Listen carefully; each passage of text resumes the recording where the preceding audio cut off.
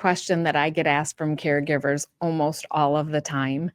It's when their person with dementia keeps asking to go home and they just don't know what to say anymore.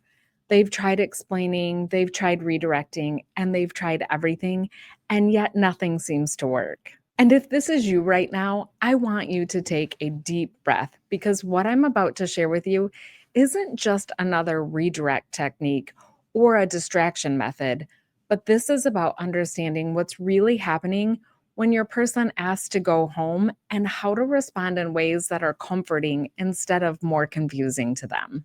I'm Laura Wilkerson, and I've walked this journey with countless families, from my years as a nurse practitioner sitting beside families in their own home to their hardest moments in the ER. And what I've learned in those moments, I'm going to share with you now. Because when a person with dementia is constantly saying that they want to go home on repeat, they're rarely talking about a physical address. Let me tell you about something that happened just last week. A client that I'm working with called and said, "I'm completely exhausted." She said, "I am so completely exhausted," because her mother had been asking to go home every single day for months. And she kept saying, "But Laura, I'm so exhausted. We are home and we are in this home that she's lived in for 30 years." And let me tell you, the frustration in her voice was heartbreaking because I could hear how much she loved her mom and how aggravated she felt.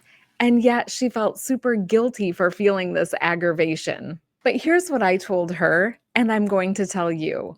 I want you to understand that when your person with dementia asks to go home, they're asking for something much deeper than a place. They're asking for safety. They're asking for something familiar. And they're asking for a feeling of belonging that dementia has taken away from them. I mean, think of it this way. Home really isn't about walls and a roof, is it? I mean, home is where you feel secure, where you know that everything makes sense. And dementia steals that from your person and takes away that feeling. So when they say, "I want to go home," what they're really saying to you is, "I want to feel safe again. I want to feel like myself."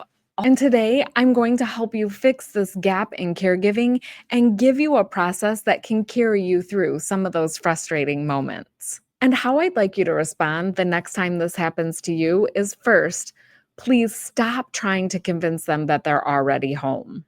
I know that that sounds backward, but please hear me out. When you say you are home, you're asking their confused brain to make sense of something that doesn't feel right to them in that moment. And that just creates more anxiety for them. So instead, I want you to meet them where they are, and I want you to validate their feelings. You might say something like, "Tell me about your home. What was it like?" Or you could say something like, "Home sounds really important to you right now. Can you talk to me about that?" And in that moment, you're not lying, you're not agreeing to take them somewhere, you're acknowledging their emotional need and giving them a sense of security. And here's the beautiful thing that happens when you do this. Often they'll start talking about their childhood home or their parents or a time when they felt completely safe and secure. And then you find yourself not having an argument about geography. You're having a conversation about love and about memories and about what made them feel so safe and secure. The second thing that I want you to try is try creating a feeling of home right where you are. I mean, physically.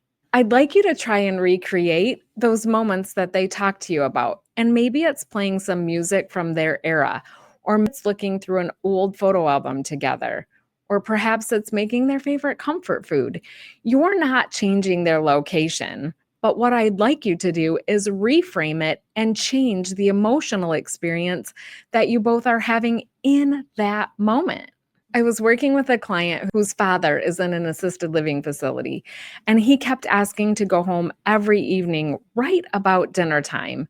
And her daughter was exhausted from constantly getting phone calls from the facility saying, "Your dad wants to go home. He's starting to get agitated. He's starting to get aggravated, and we can't seem to calm him down." And it took us a little bit of time to figure out that he really wanted to go home, But what he was really wanting was that situation that he had when he was at home. So instead of asking the staff to repeatedly explain to him that this is his new home and this is where he lives, what we did was we set up a place in a private dining room that was set up like his home. When he used to come home from work, the dinner table was set up. So we restructured the environment for him.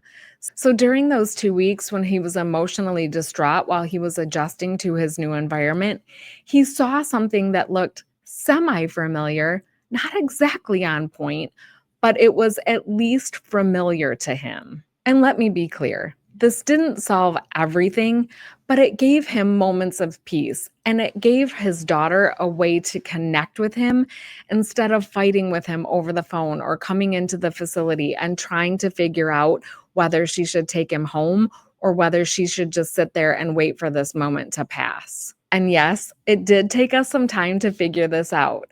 But if you take the time to investigate what your person is actually saying, you can figure it out too. But here's the key ingredient. I want you to remember that you cannot logic your way through dementia. Because the part of your person's brain that processes logic and reasoning isn't working the same way anymore. But the part that feels those emotions, that part is still very much alive. So when your person is asking to go home, they're not trying to be difficult with you. They're not trying to test your patience. And the emotion to them is very, very real. They need to feel secure. They need to feel like they belong, and they need to feel like their old self. And here's something important that I'd like to talk about. When your person is asking to go home, it is true that they may be asking to go to heaven, to be with a loved one who's passed, to have a place where they no longer feel confused anymore.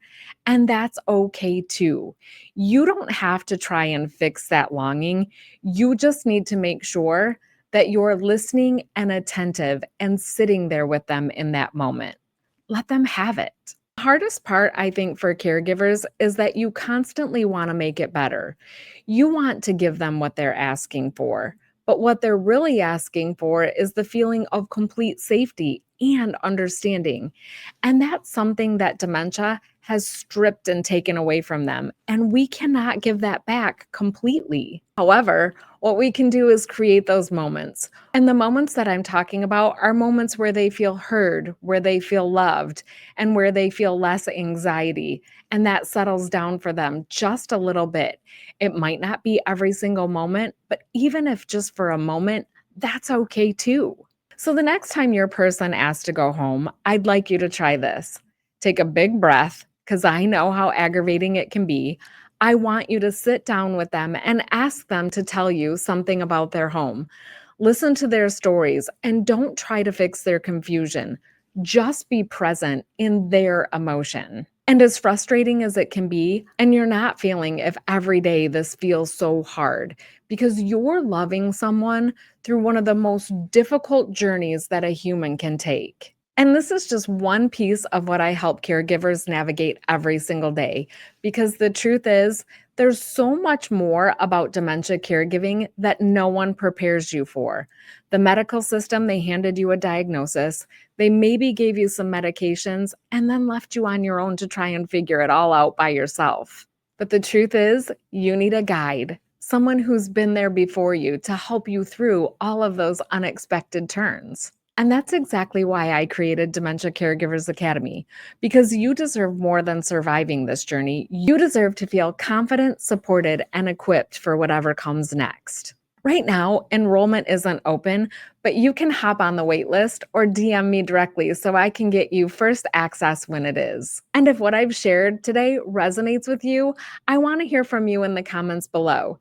Tell me, what's one thing about dementia caregiving that you wish someone had prepared you for?